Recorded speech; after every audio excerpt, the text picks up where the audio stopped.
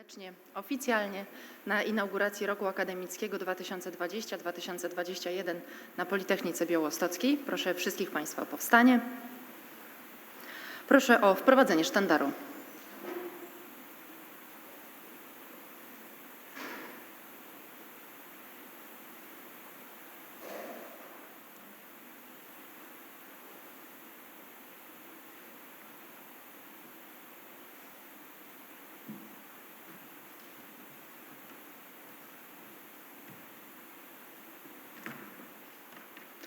Zapraszam rektorów, Senat Politechniki Białostockiej oraz dziekanów.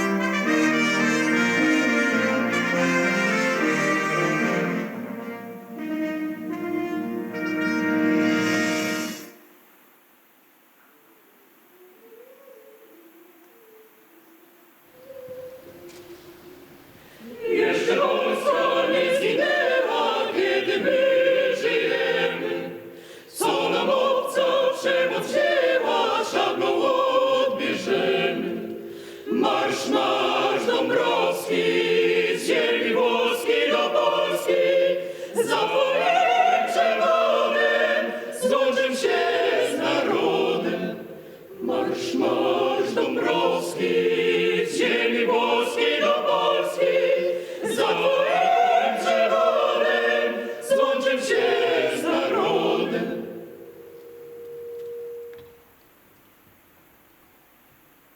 Proszę o zajęcie miejsc.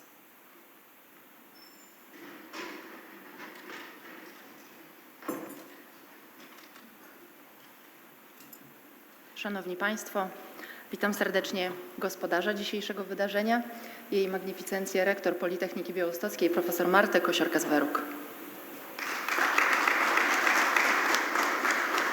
Witam także Państwa prorektorów, Radę Politechniki Białostockiej, Senat Politechniki Białostockiej, dziekanów oraz dyrektorów instytutów. Miło mi także powitać gości obecnych z nami na auli. Jest z nami członek Zarządu Województwa Podlaskiego, pan Marek Malinowski. Dzień dobry. Witam prezydenta miasta Białegostoku, pana Tadeusza Truskolaskiego,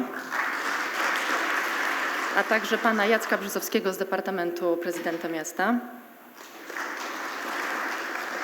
Jest z nami także prorektor do spraw nauki i współpracy międzynarodowej Uniwersytetu w Białymstoku, profesor Izabela Święcicka. Witam serdecznie.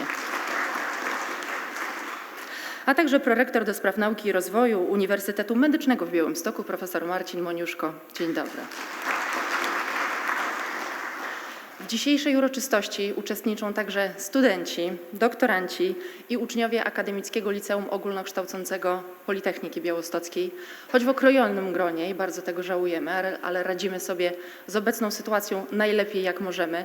Dziękuję więc Państwu, którzy są z nami online i przyjęli zaproszenie do oglądania transmisji z inauguracji roku akademickiego 2020-2021. Witamy Państwa równie serdecznie. Szanowni Państwo, w tym wyjątkowym dniu do naszej społeczności chciałby się zwrócić podsekretarz stanu w Ministerstwie Nauki i Szkolnictwa Wyższego, pan Grzegorz Wrochna. Ja pana ministra widzę. Dzień dobry, panie ministrze. Za chwilę zobaczą go Państwo wszyscy. Witamy serdecznie na inauguracji roku akademickiego na Politechnice Białostockiej. Oddaję głos, panie ministrze. Magnificencjo, Szanowna Pani Rektor, Wysoki Senacie, drodzy nauczyciele akademicy i pracownicy Politechniki Białostockiej, drodzy studenci. Dzień inauguracyjny roku akademickiego to wyjątkowe święto całej społeczności uczelnianej, ale szczególnie ważny dzień dla studentów pierwszego roku dzisiaj immatrykulowanych. Pamiętam, kiedy sam zaczynałem studia, to bardzo się cieszyłem, że wreszcie nie będę musiał się uczyć tych wszystkich nudnych przedmiotów, których trzeba było się uczyć w szkole średniej, tylko będą same takie, którymi się interesuję. To było wspaniałe poczucie. Później, kiedy awansowałem na starsze lata, również cieszyłem się, że już nie będę musiał się tych ogólnych przedmiotów z pierwszego roku uczyć, tylko będą już takie, które naprawdę są tym, czym się naprawdę interesuję. I cały proces studiów to była dla mnie oczywiście ciężka praca, ale także wielka przygoda. I tego samego Państwu życzę, żeby te studia były zdobywaniem wiedzy coraz ciekawszej, coraz bardziej ambitnej, coraz bardziej specjalistycznej i były nie tylko wielkim wysiłkiem, ale także wielką przygodą. Na pewno ten rok akademicki będzie pod tym względem trudniejszy ze względu na sytuację epidemiologiczną, ale muszę powiedzieć, że jestem pod wrażeniem tego, co Państwo dokonali. Zwracam się tutaj do władz uczelni, do wykładowców, żeby zapewnić studentom takie warunki nauki, żeby mogli zdobywać wiedzę bez uszczerbku na tej działalności dydaktycznej, ale jednocześnie w bezpiecznych warunkach. Bardzo Państwu za to jestem wdzięczny i gratuluję tego, jak się to Państwo zorganizowali. To już 71. rok akademicki w historii uczelni. Budujecie ją na historii prywatnej wieczorowej szkoły inżynierskiej NOT i rozwijacie dalej. Dzisiaj jest to uczelnia, która z powodzeniem radzi sobie także w międzynarodowej przestrzeni naukowej. Macie nowoczesną bazę, szerokie kontakty międzynarodowe, znakomicie wykorzystujecie swój potencjał i wnosicie znaczący wkład do polskiej nauki, czego Wam serdecznie gratuluję. Ale przede wszystkim chciałbym dzisiaj złożyć gratulacje pani profesor doktor habilitowanej Marcie Kosior-Kazubek z okazji wyboru na stanowisko rektora. Jest pani 14. rektorem w historii uczelni, pierwszą kobietą. Wierzę, że najbliższe 4 lata pod takim przywództwem będą dla uczelni czasem spektakularnego rozwoju, a przedstawione przez panią rektor cele rozwój oparty na wykorzystaniu, wzmacnianiu i rozbudowywaniu potencjału naukowego i dydaktycznego pomogą wykorzystać wszystkie pojawiające się przed uczelnią szanse i skutecznie konkurować z innymi czołowymi uczelniami. To, co mi się podoba w tym haśle, to jest takie zwrócenie uwagi na przeszłość, teraźniejszość, przyszłość. Wykorzystujemy przeszłość, teraz wzmacniamy to, co mamy z przeszłości, co wybudowaliśmy w przeszłości i na przyszłość rozbudowujemy nasz potencjał. Bardzo piękne i ambitne hasło. I żeby to hasło udało się wdrożyć, żeby cała praca pani rektor, magnificencjo, wszystkich wykładowców, naukowców, wszystkich studentów w tym roku była ambitna, ciekawa. Życzę wiele powodów do zawodowej i naukowej satysfakcji. Vivat Academia, vivat profesores.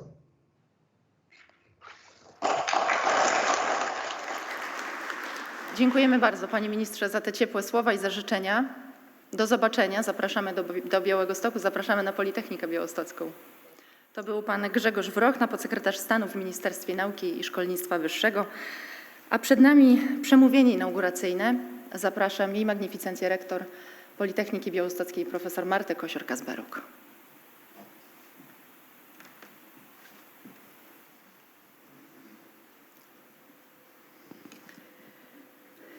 Panie prezydencie, szanowni państwo rektorzy, dostojni goście, drodzy studenci i pracownicy Politechniki Białostockiej, szanowni państwo.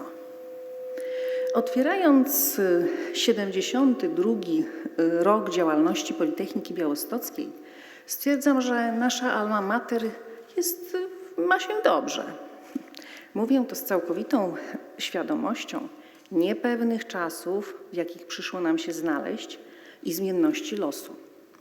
Jednakże utrzymanie bieżącej pozycji, zarówno jeśli chodzi o kształcenie studentów i doktorantów, poziom prowadzonych badań naukowych, jak i współpracę z otoczeniem społeczno-gospodarczym, infrastrukturę i zasoby wiąże się z koniecznością konsekwentnego rozwoju i doskonalenia, a także dostosowywania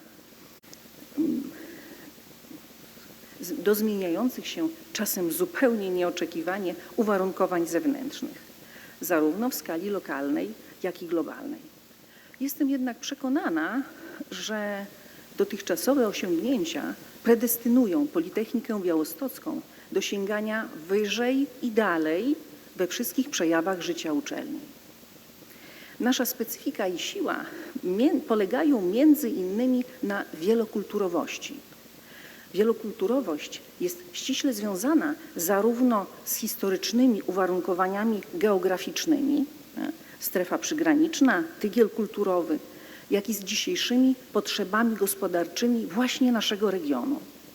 Z historycznych uwarunkowań naszej lokalizacji wynikają otwartość na tą wielokulturowość i tolerancja, a obecnym potrzebom regionu odpowiada blisko 30 kierunków, na których kształcimy studentów.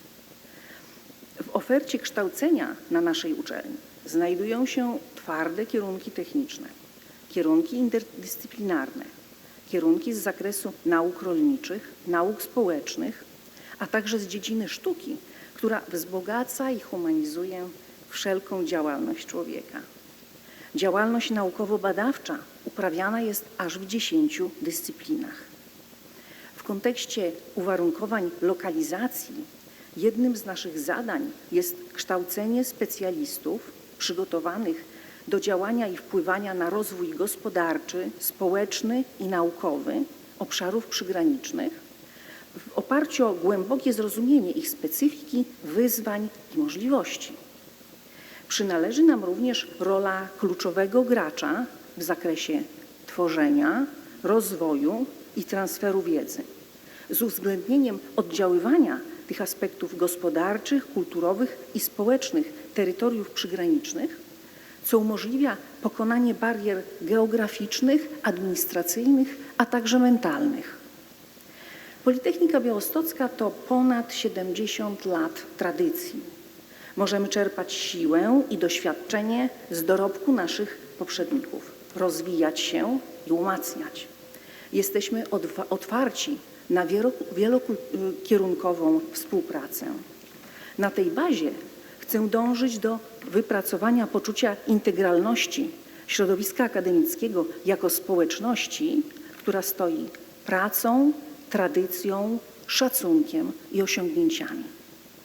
Minęło już ponad 30 lat od podpisania w Bolonii Karty Uniwersytetów, która wskazuje, że uniwersytet jest autonomiczną instytucją pełniącą istotną funkcję w rozwoju społeczeństwa i w postępie cywilizacyjnym. Misją uniwersytetu jest tworzenie wiedzy, jej doskonalenie, a następnie przekazywanie w procesie edukacyjnym oraz promowanie kultury i tradycji ze szczególnym poszanowaniem człowieka i jego godności, w absolutnym przeciwieństwie do nienawiści, która zbyt często u nas gości.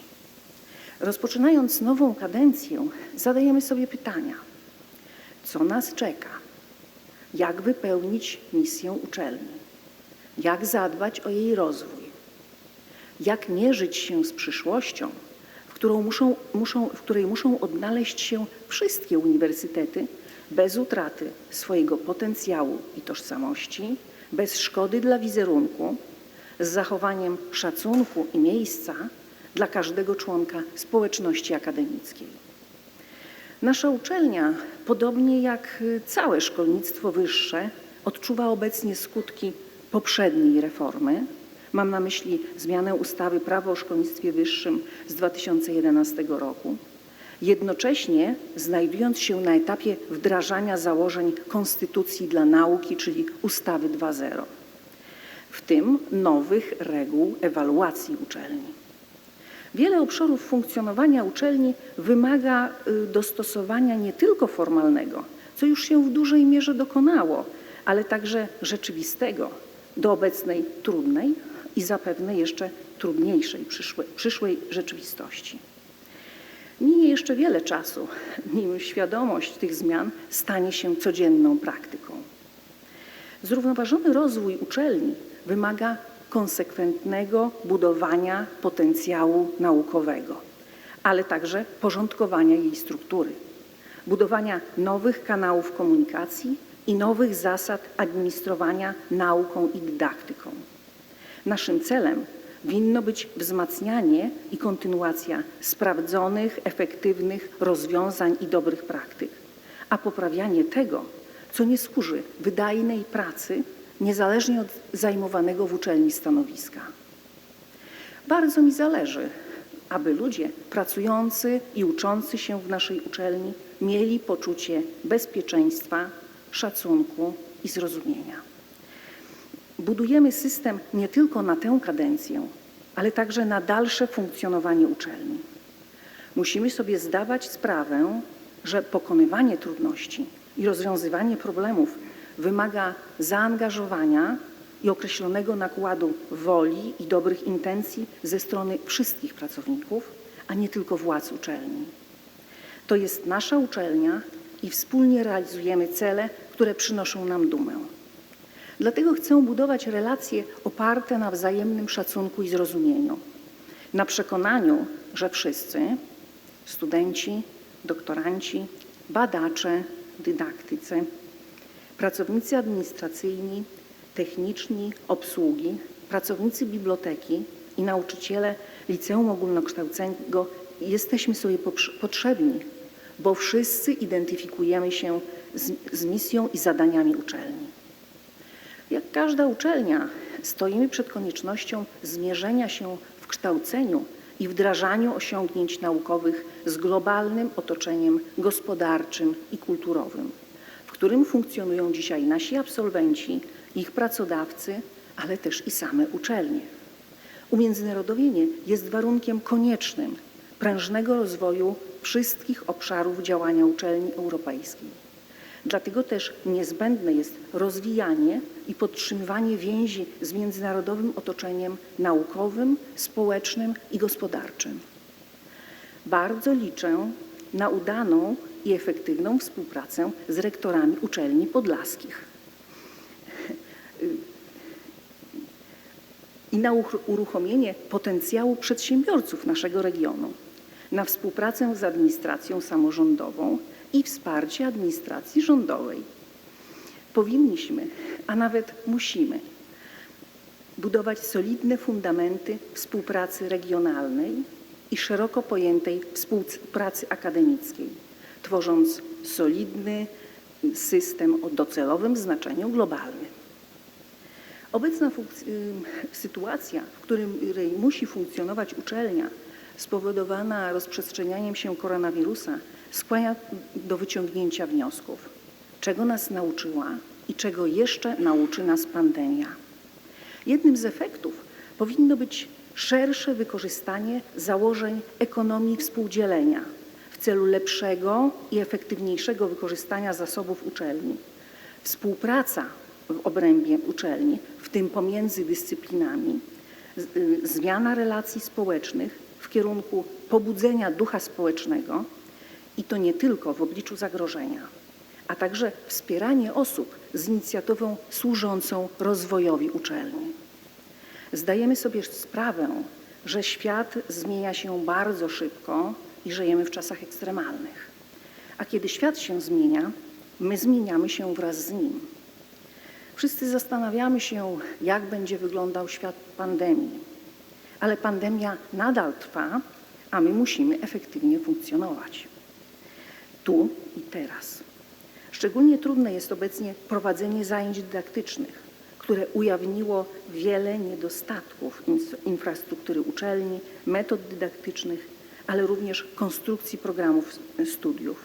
Przed nami okres wytężonej pracy w tym obszarze, ale wierzę, że działając jako wspólnota przetrwamy ten trudny okres i staniemy się mądrzejsi. Najważniejszym działaniem w najbliższej przyszłości będzie opracowanie strategii rozwoju Politechniki Białostockiej na najbliższe lata z perspektywą do 2030 roku. Pragnę, aby Politechnika Białostocka była wiodącym ośrodkiem naukowym, nowoczesną jednostką dydaktyczną o silnej strukturze wewnętrznej i korzystnych relacjach z otoczeniem. Wizja rozwoju Politechniki Białostockiej, o czym już słyszeliśmy, winna być oparta na wykorzystaniu, wzmacnianiu i rozbudowywaniu potencjału naukowego, dydaktycznego i relacyjnego w taki sposób, aby nasza uczelnia mogła stać się rozpoznawalnym i cenionym ośrodkiem twórczej myśli naukowej, innowacyjnych technologii i aktywnego integrowania środowiska gospodarczego, społecznego i kulturalnego w regionie, w Polsce, ale i na świecie. Do opracowania strategii zamierzam zaprosić możliwie szerokie grono reprezentantów środowiska akademickiego, a także Radę Uczelni. U progu nowej kadencji chciałabym przypomnieć słowa Logana Pearsalla Smitha o tym, że w życiu trzeba starać się o dwie rzeczy. Po pierwsze, aby zdobyć to, czego pragniemy, a po drugie, żeby potem umieć się tym cieszyć. Chciałabym, aby kończąc tę kadencję, mogliśmy się cieszyć z tego, co robimy dla naszej uczelni. Szanowni Państwo, pomimo złożoności i niepewności czasów, w nowy rok akademicki wkraczamy z nowymi planami i nadziejami. Wszystkim pracownikom, studentom i doktorantom Politechniki Białostockiej życzę, aby codzienna praca przynosiła Państwu satysfakcję, motywację do podejmowania kolejnych inicjatyw. Niech nie braknie Państwu odwagi, zapału, wytrwałości w dążeniu do obranego celu oraz wiary we własne możliwości. Niech to będzie dobry czas dla nas wszystkich. Czas odważnych marzeń i mądrych decyzji oraz sukcesów wieńczących wszystkie nasze działania. Ale ponad wszystko nie zapominajmy o zdrowiu i bezpieczeństwie. Dziękuję Państwu.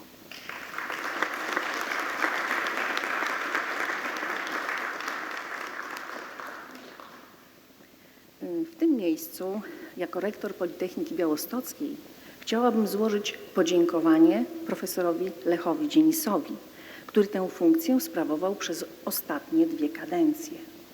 Czy mogę pana profesora prosić przed podium?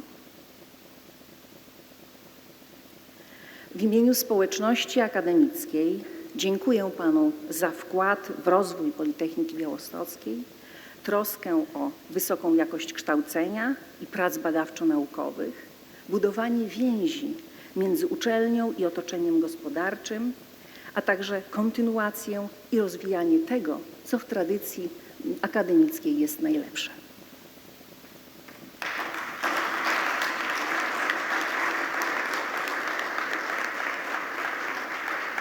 Pani rektor wręcza statuetkę. Statuetka jest odwzorowaniem kapsuły czasu Politechniki Białostockiej, która 22 czerwca ubiegłego roku z okazji 70 lat uczelni stanęła na dziedzińcu Centrum Nowoczesnego Kształcenia Politechniki Białostockiej. Zarówno kapsułę, jak i tę statuetkę zaprojektował profesor Jarosław Perszko, obecny tutaj, dyrektor Instytutu Sztuki Wydziału Architektury. Zrealizowali ją Zdzisław i Sebastian Nietubscy ze spółki Kotnis. Bardzo dziękujemy. Dziękuję. Dziękuję bardzo pani rektor.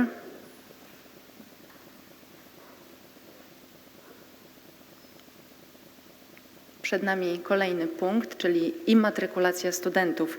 Proszę prorektora do spraw studenckich, profesora Jarosława Szustę o przeprowadzenie tej części uroczystości.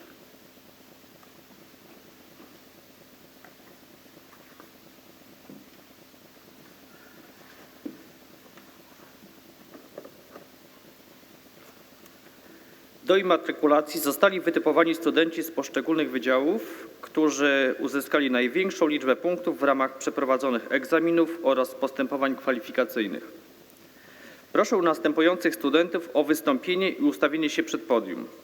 Z Wydziału Architektury pani Klaudia Kuliś. Z Wydziału Budownictwa i Nauk o Środowisku pan Arkadiusz Czarkowski. Z Wydziału Elektrycznego pan Norbert Waśkiewicz. Z Wydziału Informatyki pan Tomasz Dąbrowski.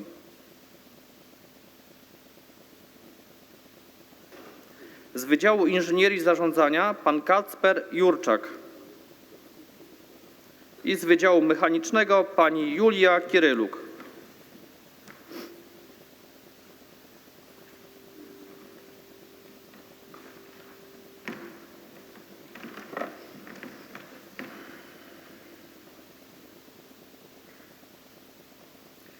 Proszę wszystkich o powstanie, a studentów o powtarzanie roty ślubowania.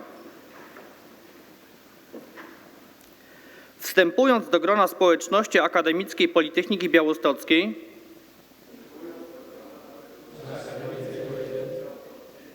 ślubuję uroczyście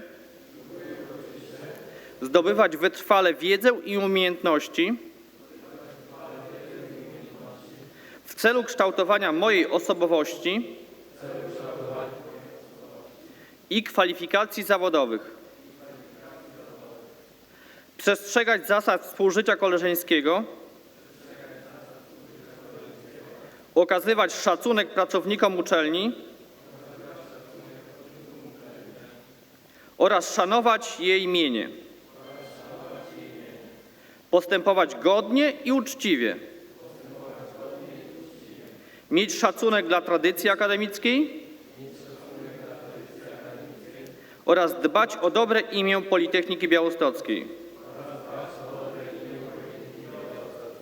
Zapraszam jej magnificencję rektor do immatrykulacji studentów.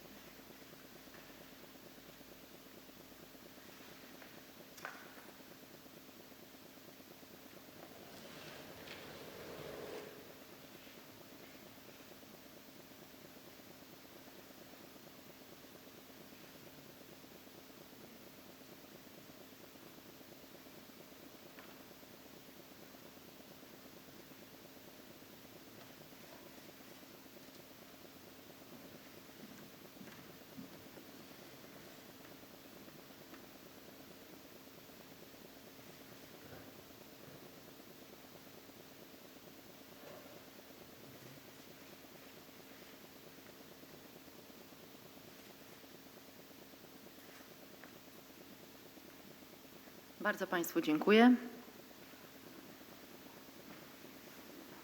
Dziękuję Państwu rektorom. Mogą Państwo zająć miejsca. Dziękuję także studentom immatrykulowanym. Życzymy wszelkiej pomyślności w nowym roku akademickim.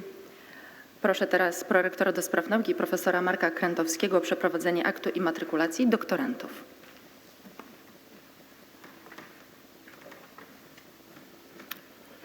Od 2019 roku nasza uczelnia kształci doktorantów w ramach Szkoły Doktorskiej Politechniki Białostockiej. Proszę przedstawicieli poszczególnych dyscyplin w roku akademickim 2020-2021 o ustawienie się przed podium. Dyscyplina Inżynieria Środowiska, Górnictwo i Energetyka, magister inżynier Dariusz Kozłowski. Dyscyplina Automatyka, Elektronika i Elektrotechnika, magister inżynier Krzysztof Trzcinka. Dyscyplina Inżynieria Biomedyczna, magister inżynier Anna Powojska. Dyscyplina Inżynieria Mechaniczna, magister inżynier Przemysław Zamojski. Dyscyplina Informatyka Techniczna i Telekomunikacja, inżynier Karin Akha. Dyscyplina Nauki o Zarządzaniu i Jakości, magister Małgorzata Gulewicz.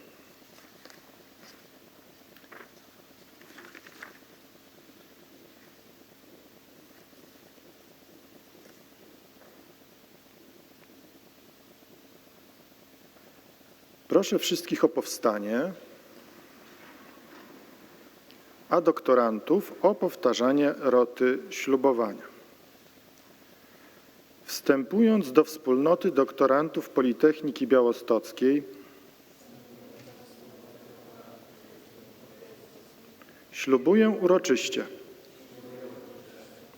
zdobywać wytrwale wiedzę i umiejętności oraz kształcić umysł i charakter do twórczej i odpowiedzialnej pracy naukowej, przestrzegać zasad współżycia i współtworzyć atmosferę przyjaźni i solidarności w środowisku akademickim. Postępować godnie i uczciwie. Dbać o dobre imię Politechniki Białostockiej. I szanować tradycje uczelni. Zapraszam Jej Magnificencję Rektor do immatrykulacji doktorantów.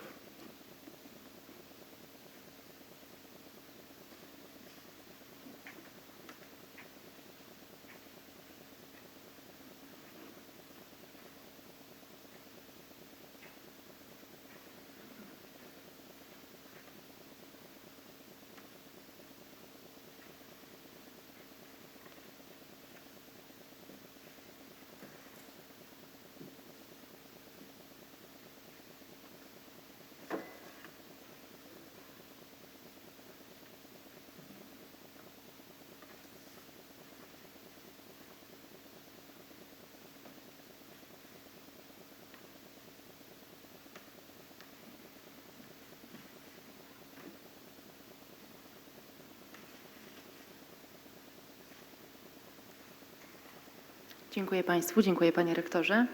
Proszę zająć miejsca.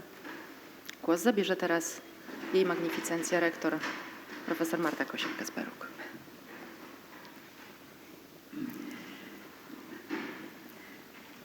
Składam gratulacje studentom i doktorantom pierwszego roku.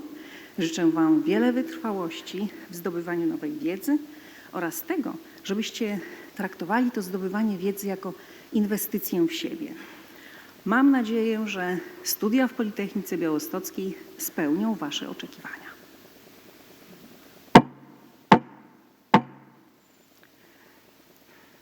Rok akademicki 2020-2021 uważam za otwarty.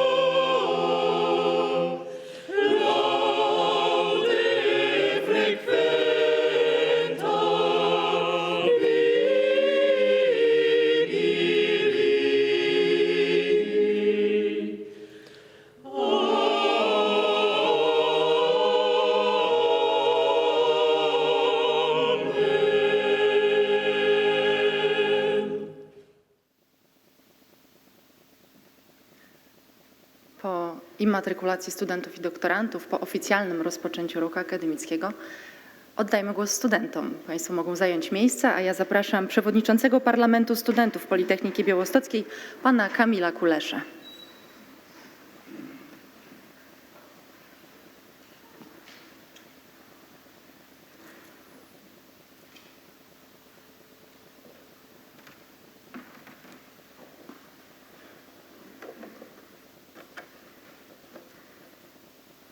Jej Magnificencjo Pani Rektor, Wysoki Senacie, Szanowna Rado Uczelni, dostojni goście i przede wszystkim wy, drodzy studenci. W dniu dzisiejszym zostaliście już pełnoprawnymi studentami. Zaczęła się właśnie wasza wielka przygoda na Politechnice Białostockiej. Będzie to okres wielu wyzwań, w którym zobaczycie, jak bardzo czas potrafi przyspieszyć oraz że 24-godzinna doba to stanowczo za mało na w pełni wykorzystaniu życia studenckiego. W trakcie wakacji dość często pytano mnie, jak będzie zorganizowany nowy semestr na Politechnice Białostockiej. Wielu z was z niecierpliwością wyczekiwało powrotu na uczelnię, spotkań z przyjaciółmi z roku i oczywiście integracji po zajęciach. Młodsi studenci zastanawiali się nad tym, jak będą wyglądały pierwsze wykłady, ćwiczenia, laboratoria.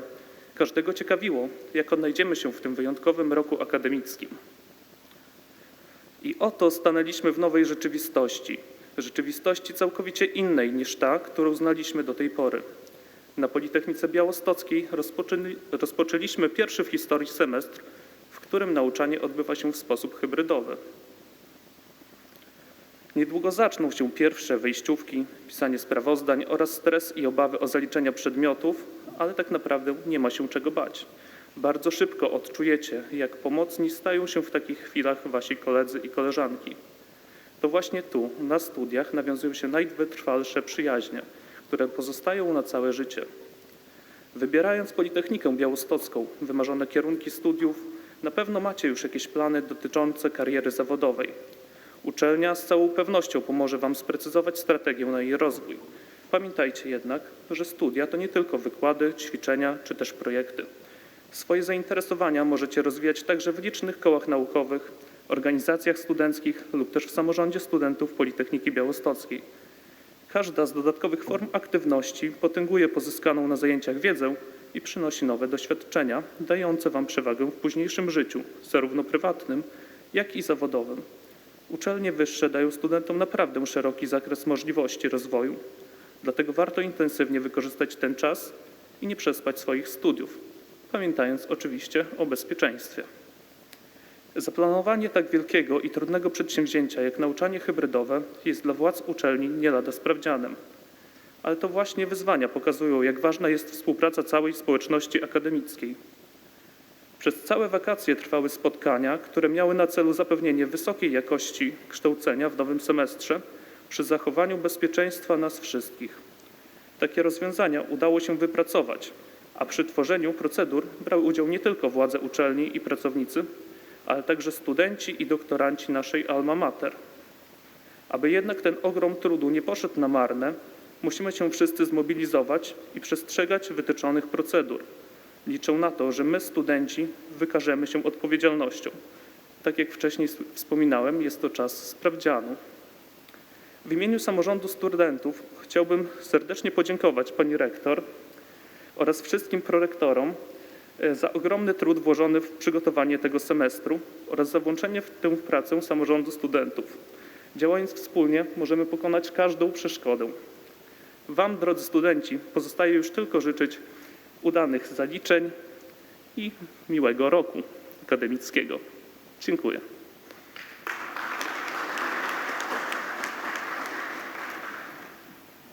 Dziękuję bardzo, panie Kamilu. Dziękuję przewodniczącemu Parlamentu Studentów. W imieniu samorządu doktorantów Politechniki Białostockiej głos zabierze przewodniczący magister inżynier Piotr Golonko. Zapraszam, panie Piotrze.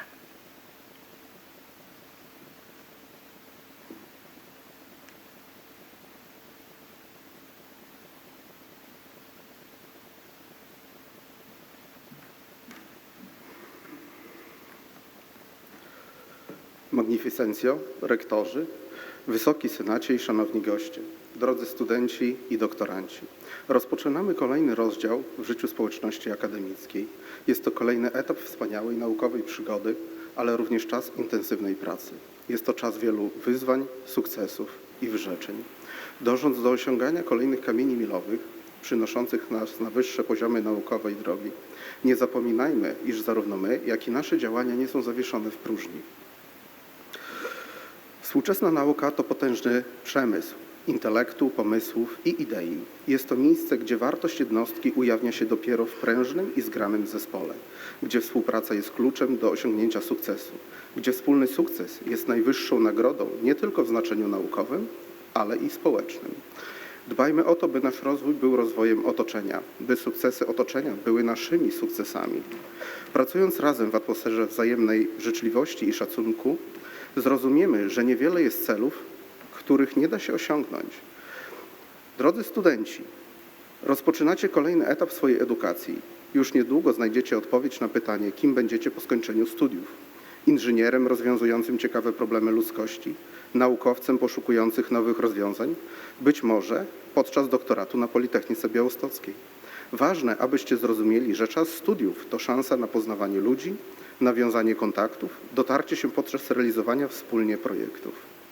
Wszystkie te elementy pozwolą Wam w przyszłości sprawnie poruszać się na zawodowym rynku i wnosić do Waszej aktywności jak tak potrzebną w obecnych czasach. Mam nadzieję, że po zakończeniu edukacji odnajdziecie się w życiu zawodowym, a umiejętności zdobyte na Politechnice Białostockiej będą procentować.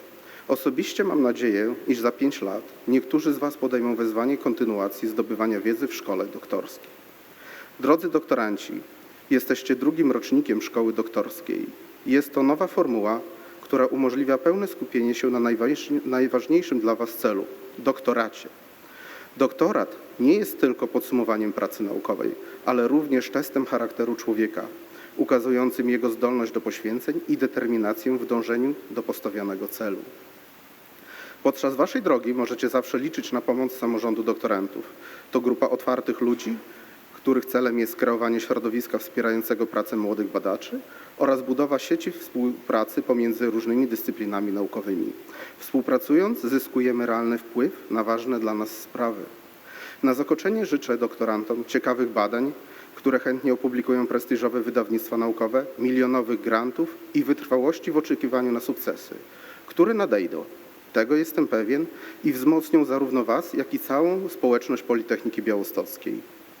Nauczycielom akademickim życzę, aby praca z fantastycznymi młodymi ludźmi dawała im satysfakcję i energię, tak potrzebną w codziennej pracy, oraz była okazją do inicjowania nowych badań i budowania siły największej technicznej uczelni w regionie, jaką jest nasza 70-letnia Politechnika Białostocka. Dziękuję.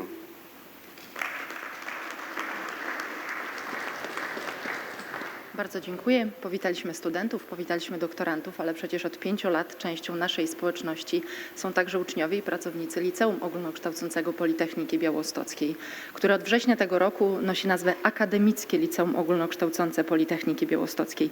Proszę więc jej magnificencję rektor, profesor Martę Kosior-Kazberuk o powitanie przedstawicieli licealistów w gronie wspólnoty akademickiej.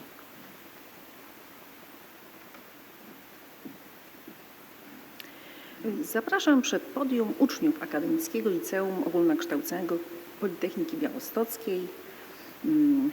Proszę Pawła Krzysztofa Burzyńskiego, Łukasza Łapińskiego i Julię Stypułkowską.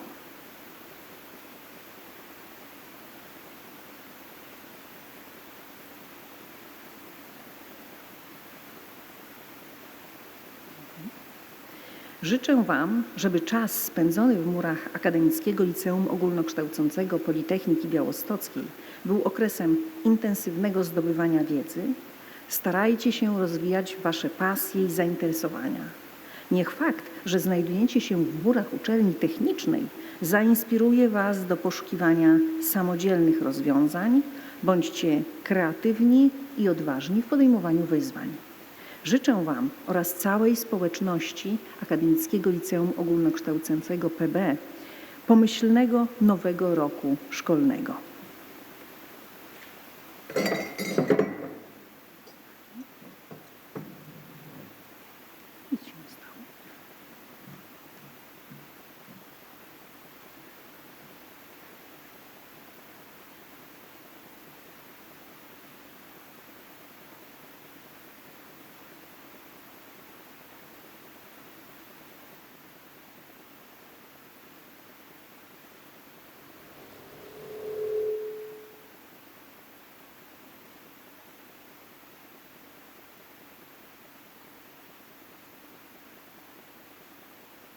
Wielkie brawa, dziękujemy bardzo.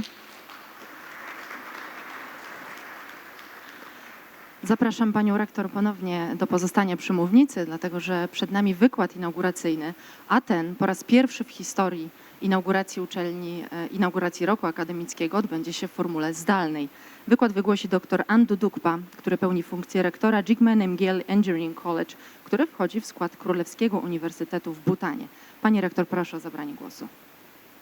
Szanowni Państwo, Bhutan to niezwykły kraj położony u stóp Himalajów, liczy zaledwie 700 tysięcy mieszkańców, a w latach 70. ubiegłego wieku ówczesny król Bhutanu wprowadził nowy model ekonomiczny. Zastąpił wskaźnik PKB wskaźnikiem, który można przetłumaczyć na szczęście narodowe brutto.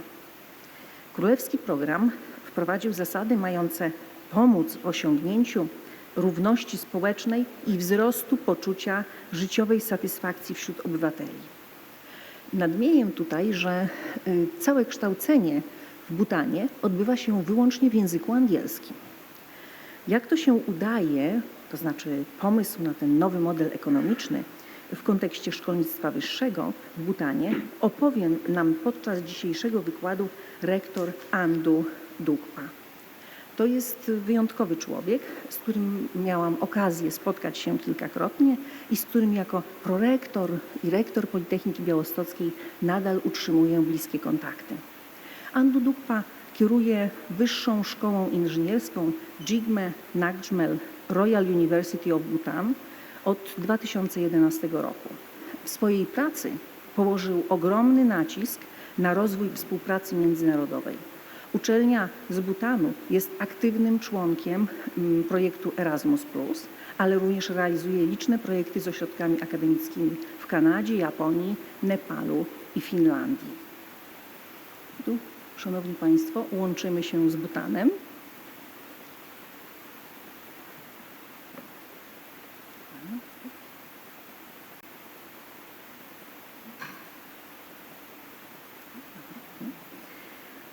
Dear President Andu, I am really glad and proud that you are here with us.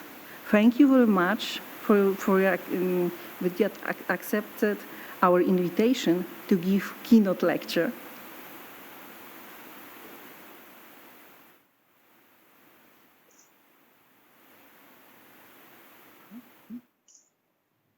Thank you.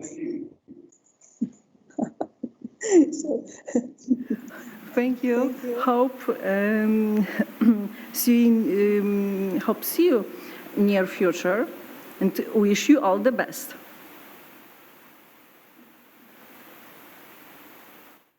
Thank you, Professor Martha of Bialystok. So, greetings to everyone. Kingdom of Bhutan and Jigme Namgyal, the Royal University of Bhutan. It is such an honor receiving from Rector, Honorable Professor Martha, for giving me this opportunity to share my thoughts and the experiences that I've had being in education for quite some time now. So this is such an opportunity, and I feel humbled to share these experiences with the august gathering here. So thank you so much, and then I would like to invite all the esteemed members here to the presentation that I have. Thank you, Professor.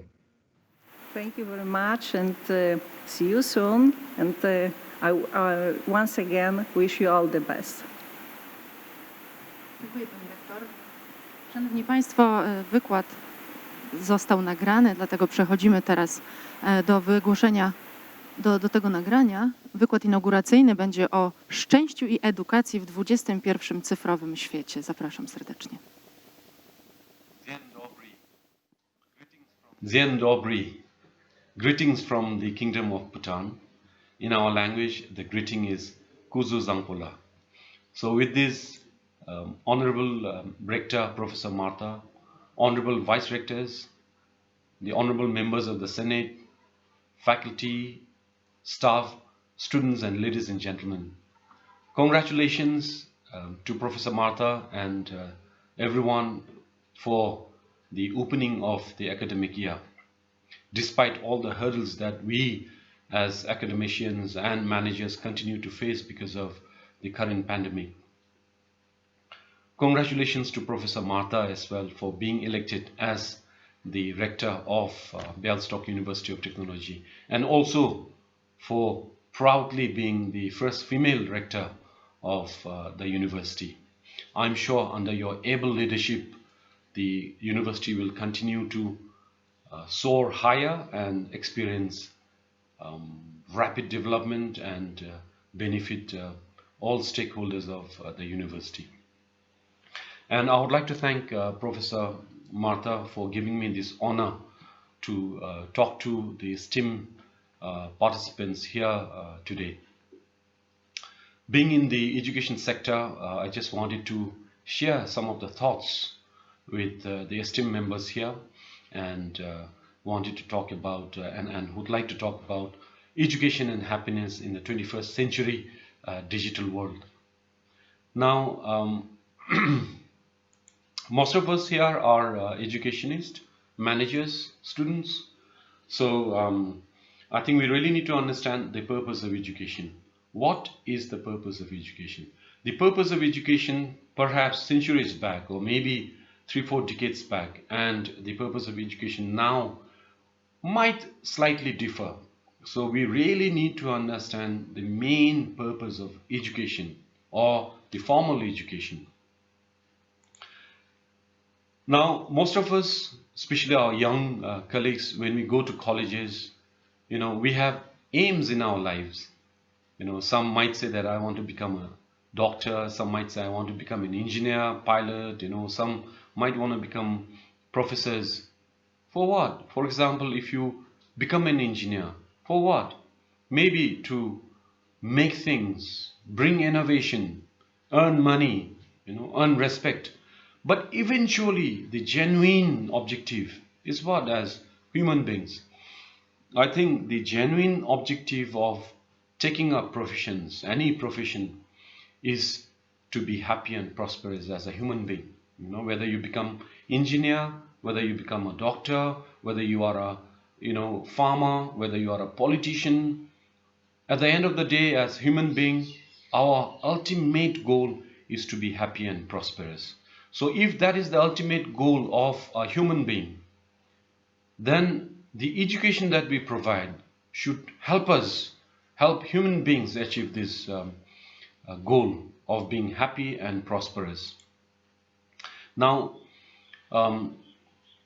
if that is so, education should enable this conducive environment for people to achieve happiness.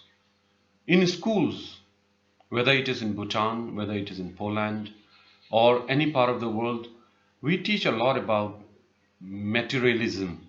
We teach a lot about, in biology, we teach a lot about our human body, the number of bones that we have, the functions of each organs, which is physical. But is there any module or a subject that teaches about being happy? The love and care for another human being. The ultimate aim and objective of individuals, human beings as human beings to achieve happiness. I think those are missing from our mainstream education. So if our ultimate aim of a human being is to be happy and achieve happiness, I think as educational institution, we should enable this or facilitate this to our learners. But then, when we say happiness, at the end of the day, the happiness is being in harmony or living in harmony at 4 levels of our being as human beings. The first level is us as individuals. So living in harmony as an individual. Number 2, the second level is living in harmony as a family, as friends. Living in harmony in a society. And then we must understand that we are a very small unit in this Mother Earth. So in that case, we should be living in harmony with the entire existence, the nature.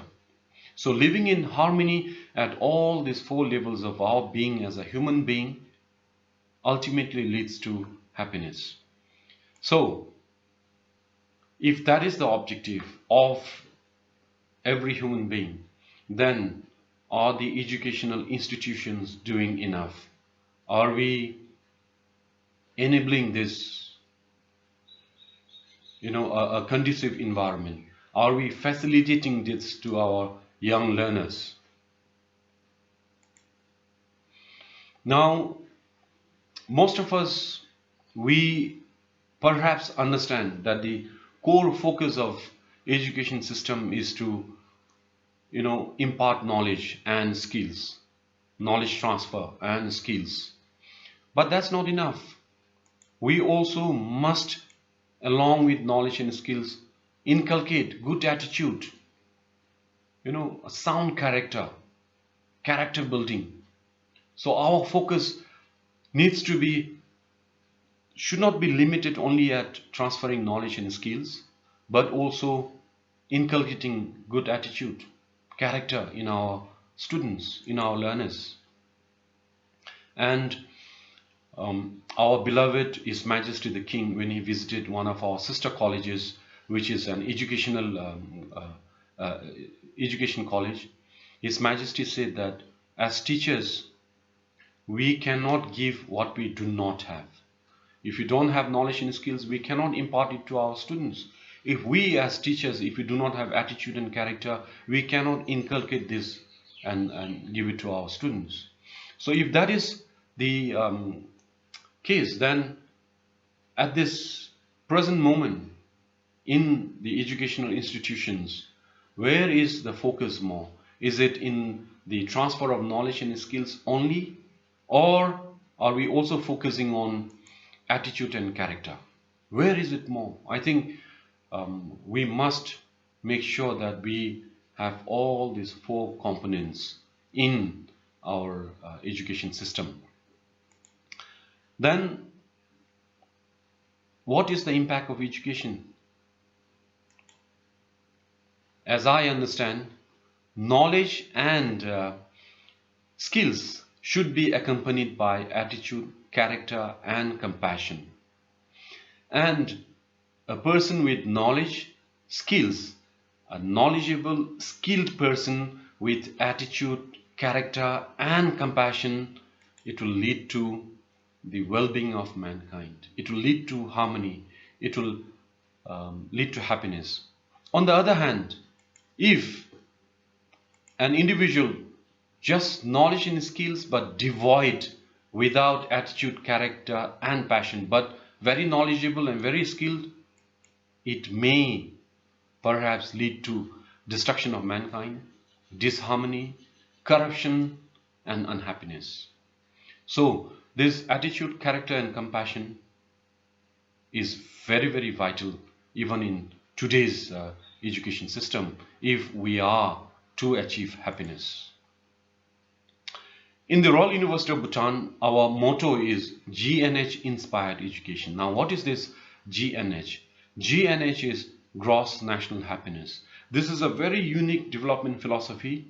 All credit goes to our fourth king, His Majesty the King Jigme Singye Wanchoo, who said that for a nation, the gross national happiness is more important than the gross development product, GDP. Now this GNH gives a balance between materialistic and the spiritual well-being. And this is also a major measurement index of our nation's socio-economic development success. Just to introduce a little bit of what is this GNH, gross national happiness. The gross national happiness is all based on the four pillars of the four pillars, and we call this the four pillars of gross national happiness. The first one is sustainable and equitable socio-economic development, as the first pillar of the development philosophy in the country. The second is environmental conservation. Third one, the preservation and promotion of culture. And the fourth one, which is very vital, is good governance. In any nation, for development, for people to be happy, one of the most important component is the good governance. So these four are the pillars of the gross national happiness. And these pillars of gross national happiness, again, later on, if we really go in depth into the gross national happiness, there are 9 domains. And out of these 9 domains, education is one of the domain. The number fourth domain of the gross national happiness is education, and that's what we are talking about. Now, in the Royal University of Bhutan, the overall rationale is dissemination of knowledge and the advancement of learning through a balanced, well-regulated and sound tertiary education system for the economic and cultural development of the Kingdom of Bhutan, and to promote the cultural enrichment, personal development and well-being of our people.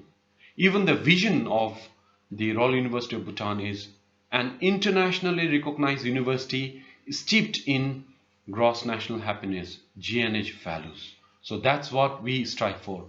Again, I would like to clarify that this GNH is a development philosophy, and we are working hard towards this, achieving this goal. Now, as a university, when our students graduate, I feel that our graduates must have all these components of gross national happiness. So we call this the characteristics of a GNH educated graduate. And this GNH educated graduate, this is something that I've taken from the sources given there by Hayward and Ron Coleman. So the GNH educated graduate has 5 contexts. A graduate with the values of gross national happiness must have the 5 contexts. The first is called the self context, where it's all focused on the self. The person, the individual or the graduate has to be resourceful, very creative, confident, reflective, upright, and also very compassionate, as I mentioned earlier in my talk. The second context is family context. In the interest of time, I'll not go one by one, but just be very brief about this. Maybe later, if you have questions, then maybe we can discuss. Otherwise, I'll just touch on the important points. So, number 2 context is the family context, where we must understand that the best school is the family. The best attitude, character building happens within the family. And we must understand that in family, we have this unconditional love. And that as a family, we have our responsibilities. As a father, as a mother, as a son, as a brother, as a sister, we have our own responsibility towards our family. Respect, appreciation, and gratitude for the indigenous value system in the family. And also help our family make informed decisions. And then we always must have this high sense of gratitude. Number 3rd context is the community context. We don't live by ourselves. We live in a community. So we must engage with the community. We must be ready to help the community and support the community. We must provide our service at any point of time to the community as a graduate, as knowledgeable persons, as skilled persons. The 4th context is the citizenship context. We are a citizen of a nation. We must have this, our love and care for the country. We must understand. We must be honest and resistant to corruption in the nation. We must be resourceful to the country. And not only that, we must be global citizens. We really must understand what's going around, what is right, what is not right. The 5th context is the workplace context. Now, as a graduate, we will, whether you are a doctor, whether you are an engineer, with a professional qualification, you will go and start working in an organization. So we must have this workplace context. And the workplace context is choosing the right livelihood and ethical work practices. And I would again like to emphasize on this ethical work practices. Practice the right attitude, the right conduct, and also as a graduate be an inspirational role model. And overall, take ownership if you're working in an organization. So these are the 5 contexts of a graduate, from a university with the values of the gross national happiness. If we are to achieve the harmony, if we are to achieve happiness. Now, because we have esteemed professors here, managers, even as students, I think these are some points that I have put down for us to explore and see whether this really makes sense or not. So number 1, should universities prioritize revenue generation over students' learning and well-being? Should we put this as our key performance indicators?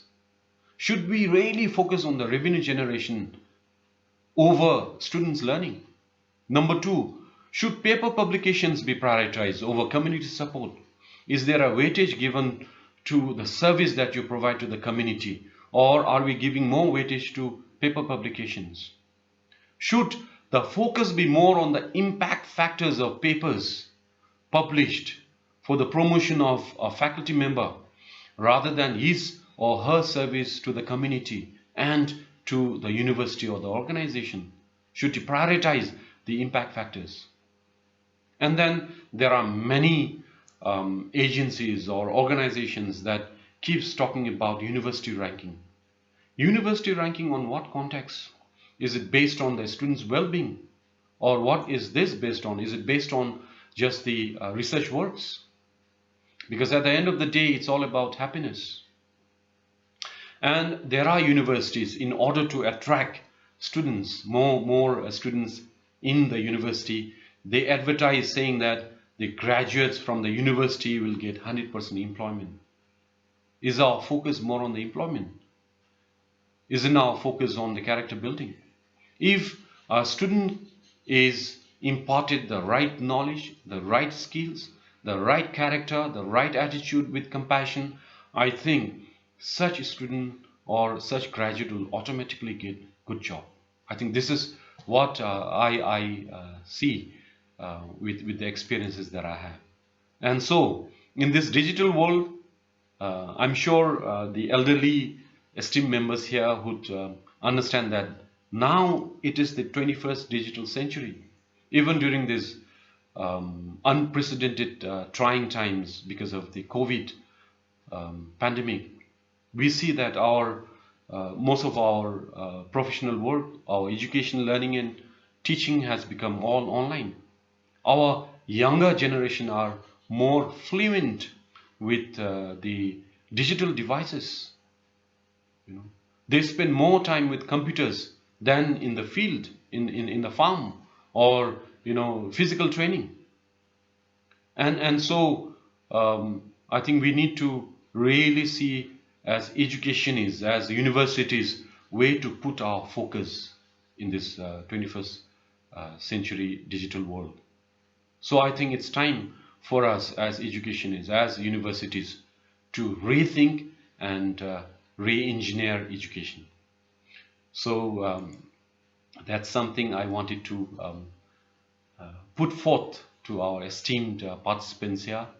I'm not sure whether I've been able to contribute a little bit of thought process in terms of what the functions of the universities and educational institutes should be in order to develop and build the future citizens in the world. I can be contacted at my email is given there. That's a personal email, but if there are questions, I'll be standing by. So thank you very much for giving me this opportunity.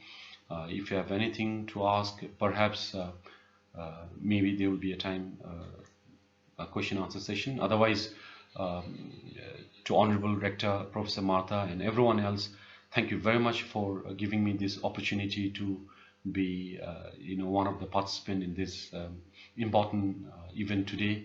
And with all sincerity, really like to wish Professor Martha and the entire team all the best, and especially to our younger students, our students, all the best, and become better human beings, and all the best in your career. Thank you so much. W ten sposób, mimo pandemii, mimo odległości, mimo wyzwań technicznych w końcu, ale dzięki otwartości na pielęgnowanie relacji międzynarodowych, dr Andu Dukpa, rektor Królewskiego Uniwersytetu w Bhutanie, mógł być dzisiaj naszym gościem. Przed nami ostatnia część uroczystości, dlatego oddaję głos pani rektor. Mam nadzieję, że skorzystamy z tych przesłań, które zaprezentował nam prezydent Andu Dukpa i też jest to człowiek bardzo komunikatywny, także zainteresowanych zachęcam do kontaktów z nim. Na zakończenie uroczystości inauguracyjnej, zanim zabrzmi pieśń Gaudamus Igitur, chciałabym podziękować wszystkim uczestnikom, którzy dołączyli do nas do relacji online, wszystkim, którzy przybyli tutaj do auli, szczególnie naszym znamienitym gościom. Dziękuję też chórowi Politechniki Białostockiej pod dyrekcją pani profesor Violetty Miłkowskiej, który jak zawsze pięknie oprawił nasze uroczystości. I niech rok akademicki będzie dla nas naprawdę bardzo dobry. Proszę bardzo.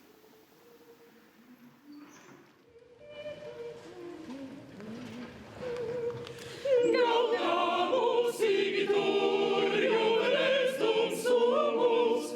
Gaudeamus igitur, juvenes dum sumus.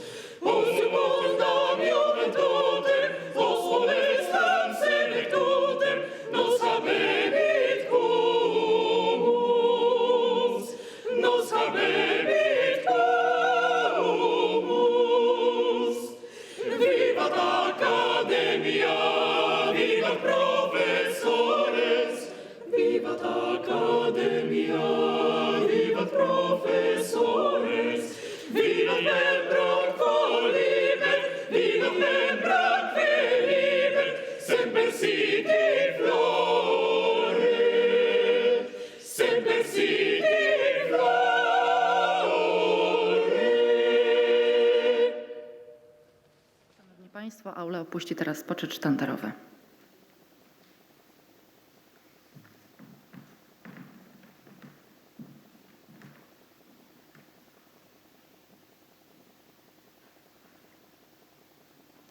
Dziękuję rektorom, senatowi oraz dziekanom Politechniki Białostockiej.